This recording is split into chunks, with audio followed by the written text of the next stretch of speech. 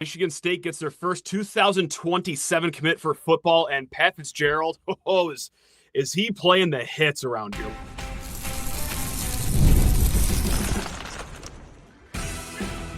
You are Locked On Spartans, your daily podcast on the Michigan State Spartans, part of the Locked On Podcast Network, your team every day.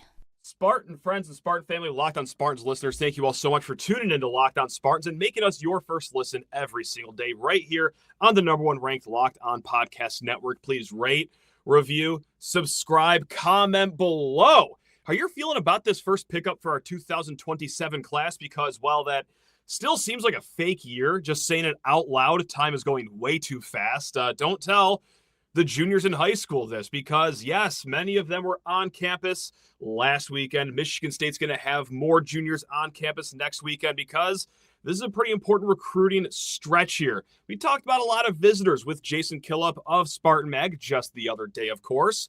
And we said, yeah, this is a very important time because, well, step one, junior days, and then you get them on for the spring game or spring practice, whatever spring recruiting event, and then back in June for official visits. And at this early in the cycle, you might not want to expect anyone to commit because it's still very early in their recruitments.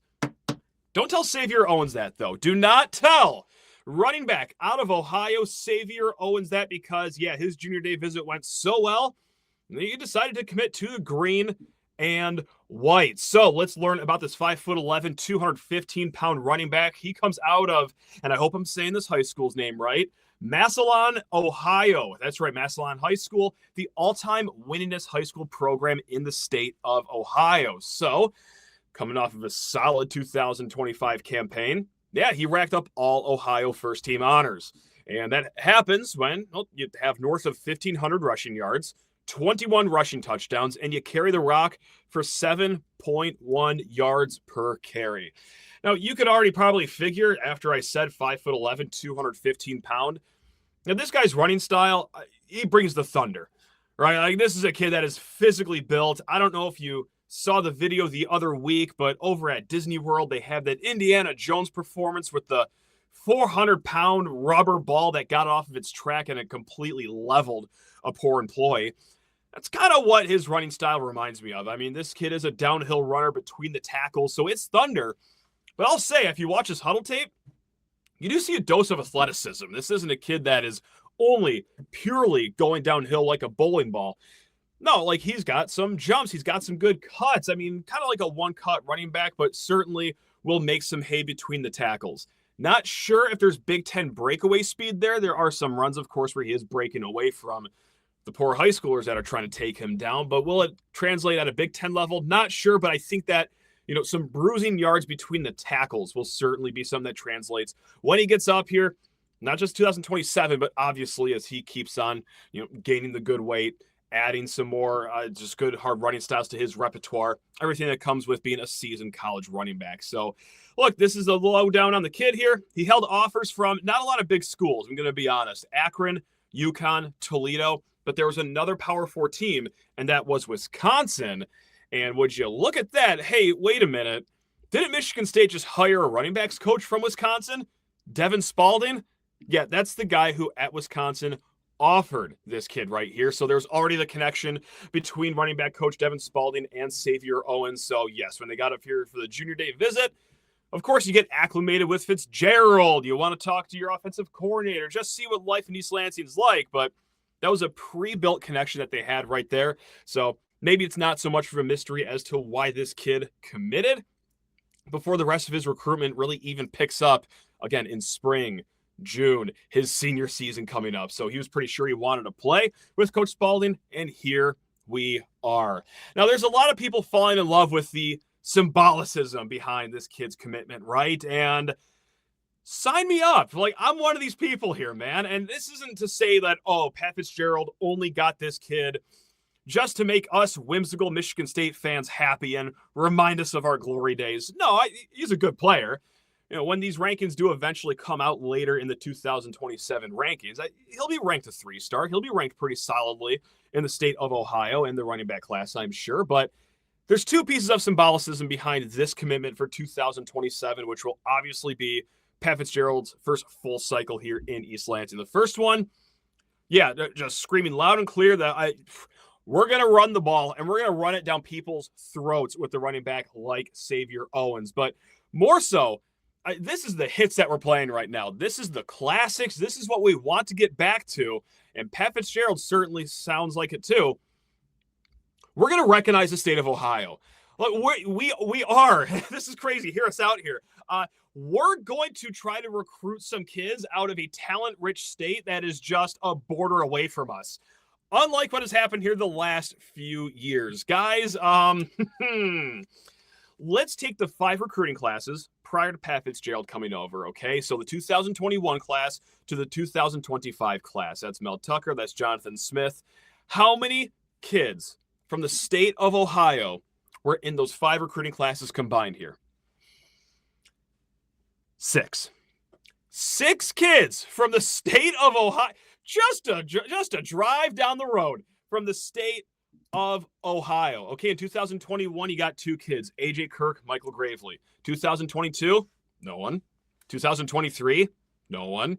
2024, you have the Lenieski twins and Austin Clay, and then 2025, Braylon Collier and Cal Thrush. So I'm sorry. Actually, you got to add the twins as 2 people. My apologies on that. That's 7 kids from the state of Ohio. If you want to tie in 2026, because some of these kids were holdovers from who Jonathan Smith and company committed or recruited for, I'm sorry. Sure, we could do that. You know, guys like Brandon Thomas, Joey Caudle, but there are also late flips. Hudson Altman, Jack Ziarko. So, yes, the Ohio pipeline, it doesn't, absolutely necessarily needs 100% to be rebuilt here in East Lansing, but it'd be really damn nice if you could just recognize Ohio, because that is a talent-rich state with football. And I know that it's not like what it was 10, 15 years ago, but it's still way better than most states. And regionally, that's one that you are going to want to hit. I know that this is just a 1-year sample size, but take, for example, last year, the 40th kid ranked in the state of Ohio, so Ohio's top 40 kids, were still nationally top 900 kids, according to 24/7 Sports. Okay, whereas I want to dog my own state here. I love the state of Michigan. I've grown up here. I was going to say I want to live here for a while, but I actually don't know about that with all the snow on the ground. But nevertheless, enough about me. The 18th ranked kid in Michigan was the last kid that was ranked, the 18th ranked kid in Michigan last year was outside the top 900. So the top 40 for Ohio last year, all in the top 900. Whereas Michigan, yeah, it kind of falls off a cliff after your top 15 kid in your own state. So let's recognize Ohio. Huh? Doesn't that seem like not too overly complicated? I don't know. For the last 2 staffs, it seemed to be, but here we are. Pat Fitzgerald, he has spoken about it, whether it be on the record or off the record, that, hey, he wants to prioritize this region. And that's not just talking the talk, that is walking the walk. I know it's just 1 kid. But look, there was a handful of kids last week from Ohio. There'll be more to come from Ohio this week. The regional recruiting will be important here. So, guys, really quick before we cut it to a break, they came out with their roster, which tells me, one big thing is that they might be done adding players out of the portal for now. We might kick it back up here in the spring. This is a conversation we had not too long ago with Jason Killup. But for now, it looks like they're hitting pause on adding kids, save for signing day coming up in the very near future. But just some notes here. They did add out of the transfer portal Trayvon Martinez. Now, this is a safety from Western Carolina. He is the younger brother of Nikai Martinez. And, oh boy, he has not played yet at all because he has been injured ever since he has entered college. So the last 2-3 seasons, plagued by injuries, but hey, what better place to get healthy than East Lansing? Yeah, we never have any football injury issues. Come on up here and we'll make you healthy as a horse. But hopefully this kid can get his career on track. But the idea is that he's a defensive back. And look, this is going to be a depth add for Michigan State here. Also, Ben Nelson, we talked about him being part of the defensive line room. He is not on the roster this year. Alante Brown, Rodney Bullard, 2 very experienced wide receivers. They're both in the transfer portals. They are both awaiting to hear if they get another year of eligibility. So I think they just entered the portal just to have other options open. They're applying for another year of eligibility. They're on the roster, so let's see what falls out for Alante Brown and Rodney Bullard. But last but not least, Kenny Soares, linebacker transfer from North Carolina State. started his career at Northwestern. He's listed as an edge, which is a position of need here for Michigan State. We'll go more depth of this at a future show, not too far from now. But look, he played 20% of his snaps in that stand-up linebacker edge position last year for North Carolina State. He was fine at pass rush according to Pro Football Focus. He was not so good at pass coverage, so maybe this makes sense here. And he also saw more, I guess, stand-up linebacker, defensive end type work at Northwestern. But yeah, the 6'2", 230-pounder, he's going to be listed as edge. So, guys, we got a little bit more football talk. I want to get into some special teams edition. And then, hey, we're going to talk about this basketball game coming up against Rutgers. But first, need to talk everyone's ears off about Mazda. That is right, guys, because it's Mazda's moving the game forward time for those that show there's more to the score than what's on the screen. And I love doing this for basketball season. This was not a fun advertisement. No disrespect to Mazda during football, but my God, not a lot of MVPs back then. But now here we are, basketball. I don't even know who to choose, so I'm just going to go with the easiest guy here. The guy that just dropped 17 points, 17 assists. Jeremy Fears lit it up. He's been one of the greatest point guards, not in just the Big Ten, but also in the entire country, especially ever since Big Ten play has kicked back up in that after that December non-conference stretch that they've had, guys. So, look, these remind us of what it really takes to raise the bar. It's that extra work off the court, dialing in every detail, giving it that extra fire and that grit and that I never quit. We put the same passion into every Mazda model. Highlights make the reel. What it took to get there makes it count. There's more to a Mazda because there's more to you. All right, guys, thanks again for making Locked On Spartans your first listen every single day. And shout out to the Everydayers. And we have an Everydayers club for you guys, starting at just $5 per month. Sign up. You're going to get access to ad-free audio episodes, exclusive show merchandise. Guys, you're going to have some bonus national shows. This is for the Everydayers, the true diehards out there. The link is in the description. So, guys, again, $5 per month is where we start here. And guys, we got some big news dropping on Tuesday. 5:30 on Big Ten Network. Your Michigan State football Spartans, they finally get to find out what their schedule is for the upcoming fall, because the Big Ten Conference, yes, they will just drop it all on us right here. Now, there are some things that we already do know, and there are some things that we don't know. So this is what we do know for sure, and it's the non-conference games right now. Toledo at home, September 5th. It's a later Labor Day week this year, which is actually important for the bye weeks, keep in mind. Eastern Michigan on September 12th in week 2, and then on the road at Notre Dame, September 19th. This is also what we do know. We do know who we are playing. Like, we do know the opponents and where they're going to be playing at. We just don't know the dates here until 5:30 on Big Ten Network. So here are the home opponents that are locked in for Michigan State: Illinois, Nebraska, Northwestern, Oregon, Washington. Now, the 4 road games this year: at Michigan, at Rutgers, at UCLA, and at Wisconsin. So I'm pretty sure I'm correct here, but I could be wrong. Based on where Labor Day is and where the Big Ten championship game is, it's a later Labor Day this year, not early like last year, which allowed for 2 bye weeks. I believe there is just 1 bye week this year coming up. I'm almost positive I did my math correctly. I believe the Big Ten championship game is cemented for December 5th. So if I'm wrong, I apologize. But without further ado, let's just have fun. This is based on nothing. No knowledge. I didn't go through everyone else's non-conference schedule to see where everything can line up. No, let's just guess what the schedule is going to be. I'll go through this quick because, again, this is just nonsensical, but I wanted to have some fun today. So Toledo, Eastern Michigan, at Notre Dame. Okay. Those 3 out of the way. I'm going to lock in Michigan State's opener in Big Ten play, home against Oregon, September 26th. And then the week after that, they fly to UCLA, not just for a night game, but Friday night game on October 2nd. And then coming back home after the West Coast trip, we'll have a bye week. And then we're going to hit the road. We're going to go to Wisconsin on October 17th, home against Washington, October 24th. And then, as is with apparently tradition now, last weekend of October will be at Michigan, October 31st on Halloween night.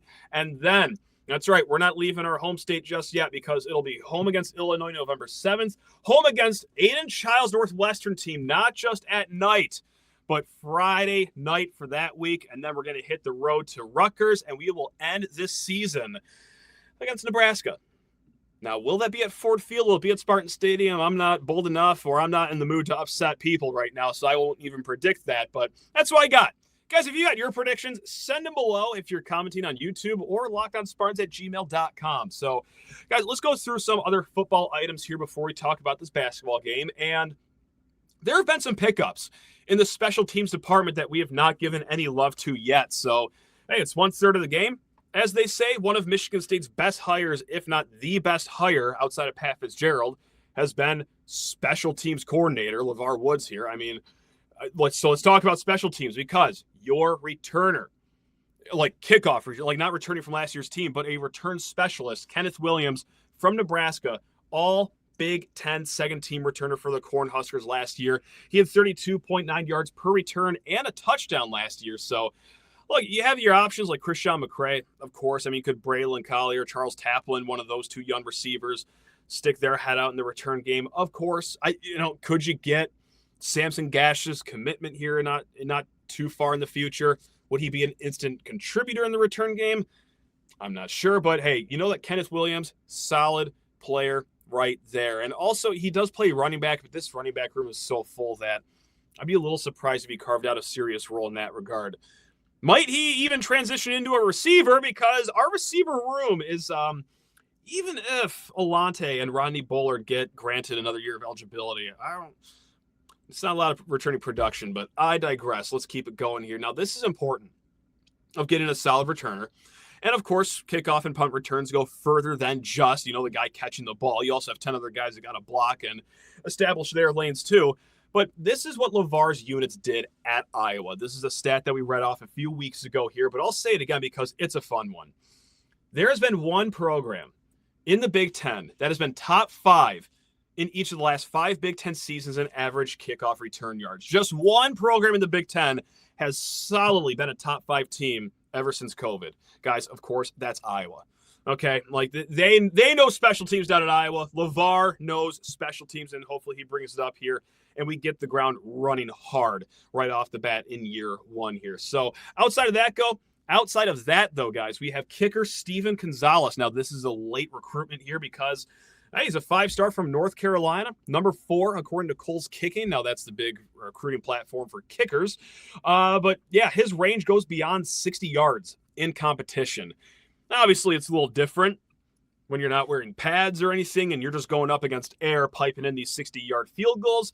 I wouldn't suspect that he's going to be knocking in 62-yarders in week 1 against Toledo, but just know that there is a powerful leg. It's actually pretty heavily known that he's got the strongest leg in this class. Can he trim up the accuracy? Wouldn't hate to see that necessarily, but hey, there we go. Stephen Gonzalez, he joins the fold for next year's class, and not the only kicker. We also got Liam Boyd, kid from Charlotte, who was, I believe, 9 of 12 on field goals last year.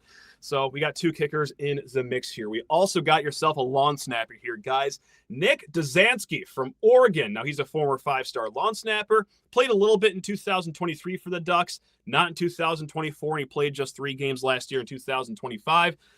So, they got another true freshman lawn snapper coming in as well. They also added another punter recently, too, guys. Yes, you have Reese Dakin, transferred from Iowa, solid punter, why not? But you also added Alex Weeks from Northern Arizona. And, in one game, he had 5 kickoffs last year for Northern Arizona. Formerly, he was the number 15 ranked punter, according to Cole's Kicking in 2025. But, yeah, you might be asking yourself, well, why are we picking up 2 lawn snappers? Why are there 2 punters? Why do we need 2 kickers? What's going on here? Can't we just give that to some random club soccer kid if anyone explodes their leg or anything? And sure, I guess, but you are capped at 105 these days. This isn't the day and age of just limitless roster spots for football teams. It is nice to go in the season with 2 lawn snappers, 2 punters, 2 kickers, because this isn't all right. Hey, let's just add 6 kids from club soccer.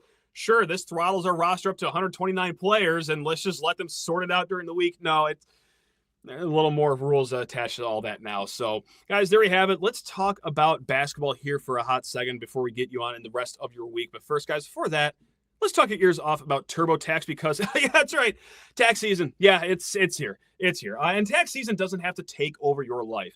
This year, TurboTax is making it easier than ever just to hand things off. Move on with your day, your week, your life.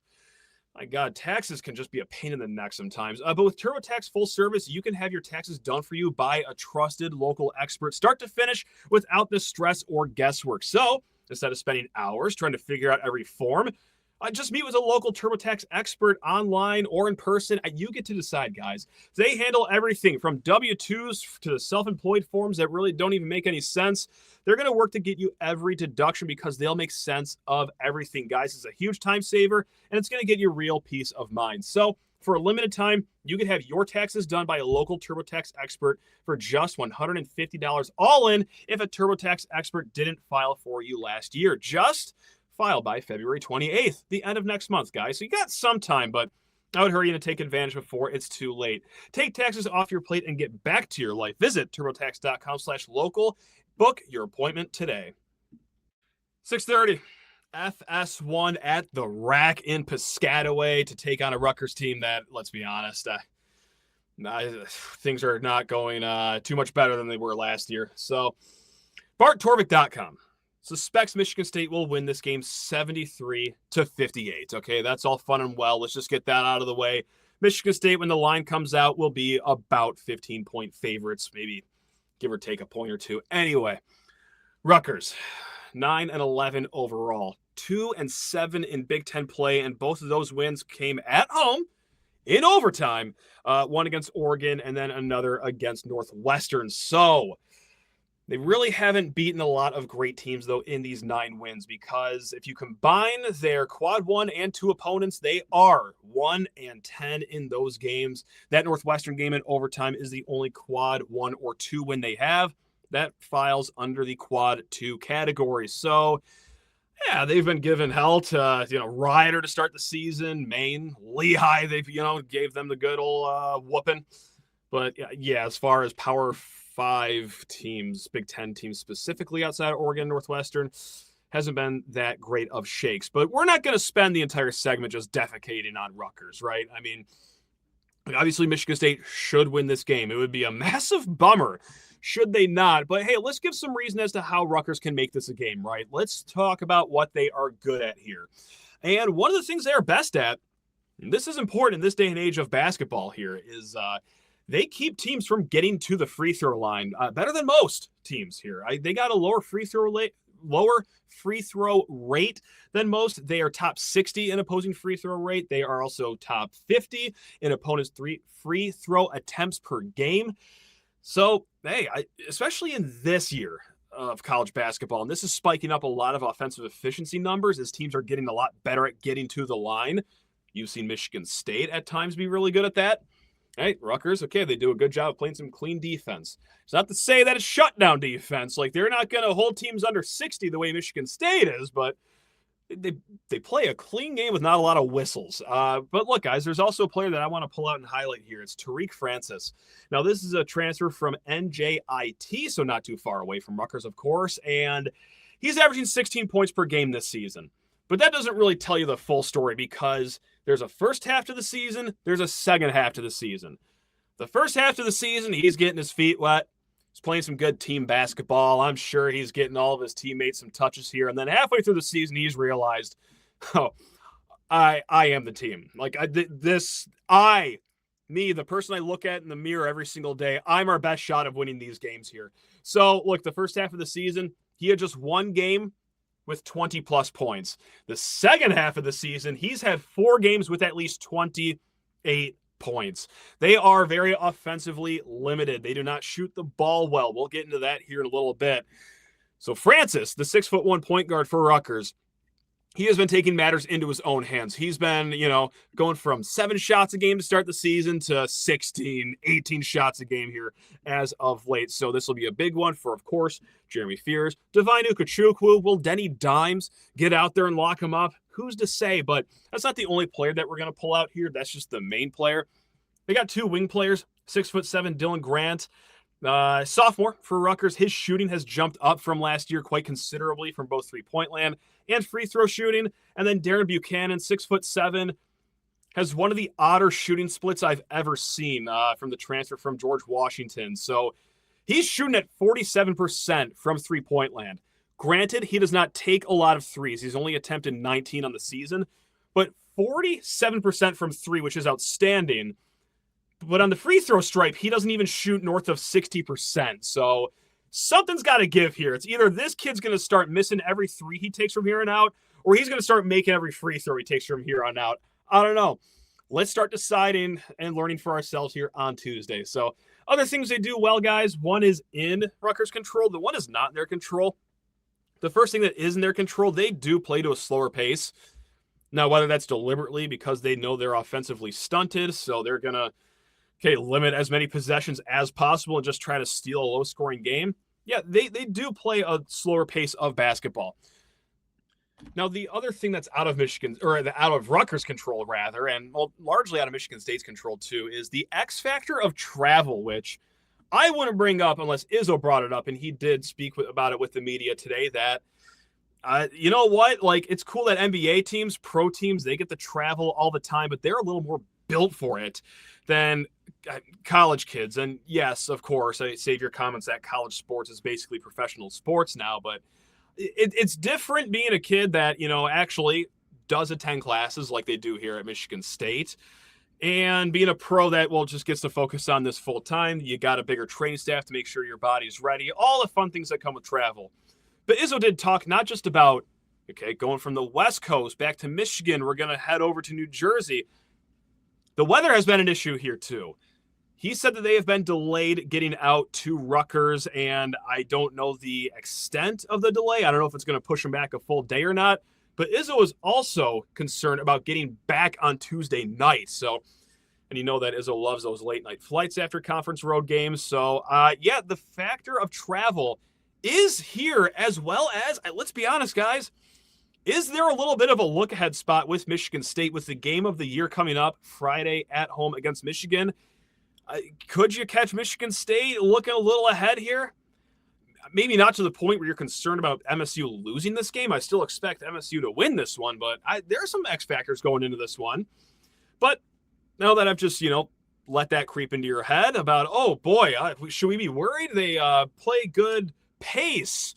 They got a good point guard. Oh, they don't foul teams a lot. No, guys, here's why Michigan State will be favored about by 15 points, because this is what Rutgers is not so good at.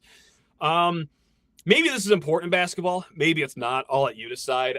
But it's, what is it called? Shooting. That's right. Shooting and scoring the ball, putting it inside of the rim, and making the net flip up and do that flare thing it does whenever you score. Rutgers is not good at that, guys, which you can see why you're 9-11 at this point of the season. Guys, the effective field goal percentage for Rutgers, 338th in the nation. Not good. 267th best three-point percentage. Now, they don't shoot a lot of threes, but when they do, they're clanking off the rim more times than not. 2-point field goal percentage does not get much better. Actually, it gets even worse. It is 341st in the country, as there were only 365 teams last time I checked. This ain't good. Now, their free throw percentage, 72%. That's not bad. That's like right around average, maybe a touch above average. Their assist rate is very low. This is what happens when your point guard has decided that, okay, well, I'm going to take most of the shots here. And also when I pass to my teammates, everyone sucks at shooting, so I don't even get assists when I do pass the ball. I know it's a little more nuanced than that, but not too much more nuanced than that. It's a tough Rutgers team, guys. Now that I've said all this, though, we all know what's going to happen, especially if you're an everyday listener. Rutgers will shoot 12 of 20 from three-point land. They will go 18 of 19 from the free throw stripe, and they'll have some random guy. I don't know. Let's look at who's big on this team. Emmanuel Ogbole, who I'm certain I did not say that name right. Now I talked about their low 2-point field goal percentage. He'll go for 21 points on 9 of 10 shooting. So now that we've got that out of the way, now that we talked about the inevitable jinx I just put on this team, here we go. Rutgers, not a good shooting team. Let's just fly home with the win, whenever that is. Tuesday night, Wednesday morning, whatever it is. So, guys, right after the game, we will be joined by the one, the only Connor Muldowney is the plan right now. We're going to talk about the basketball game, of course, and also Michigan State's football schedule, all the fun stuff that comes with both of those line items. So, guys, until then, take care of yourselves. Love you.